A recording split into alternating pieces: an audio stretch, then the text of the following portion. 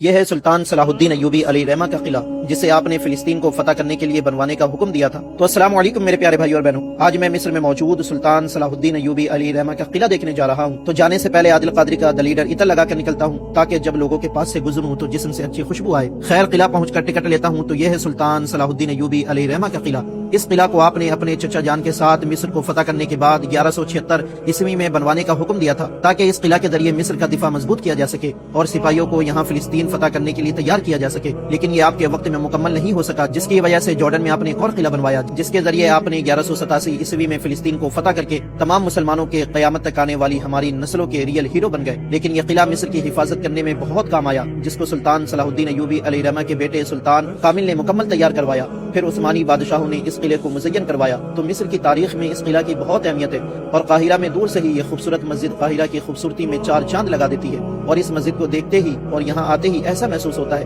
کہ میں کسی ترکی کی مسجد میں آ گیا ہوں، کیونکہ یہ مسجد بالکل ترکی کی مسجد کی طرز پر بنایا گیا ہے، جسے عثمانی بادشاہوں نے بنوایا تھا۔ الحمدللہ آج اس مسجد کے اندر بھی سجدہ ریز ہونے کا موقع ملا۔ تو یہ صرف ایک قلعہ نہیں ہے، بلکہ یہاں آ کر مجھے اپنا روشن دور یاد آ جاتا ہے کہ ہماری تعداد اگرچہ کم تھی، لیکن ہم دشمنوں پر غالب رہتے تھے، لیکن آج ہم تعداد میں بھی زیادہ ہیں۔ 57 مسلم کنٹری ہے، فلسطین کے چاروں طرف مسلم کنٹری ہے، لیکن افسوس یہ قوم اتنی بزدل ہو چکی ہے کہ دشمن ان تمام مسلم کنٹری کے بیچ میں گھس کر فلسطینیوں پر ظلم کر رہا ہے، اور یہ سب کچھ نہیں کر رہے۔ کیوں؟ کیونکہ ان سب کو اپنے اپنے زمین کی پڑی ہے۔ مگر سلطان صلاح الدین ایوبی زمین کی خاطر نہیں لڑے تھے، بلکہ صرف اللہ اکبر کی صدا بلند کرنے کے لیے، ظلم کے خلاف اپنے مسلمان بھائیوں کو بچانے کے لیے نکلے تھے، مسجد اقصی کی خاطر نکلے تھے۔ مگر آج ہم زمین کی گھیرا بندی کر کے بیٹھ گئے ہیں اور سوچ رہے ہیں کہ ہم محفوظ ہے تو اتنا کافی ہے، اس لیے کوئی دوسرا صلاح الدین ایوبی پیدا نہیں ہو پا رہا۔ لیکن انشاءاللہ پھر کوئی صلاح الدین ایوبی آئے گا جو ہمارے فلسطینی بھائیوں کو آزاد کرائے گا۔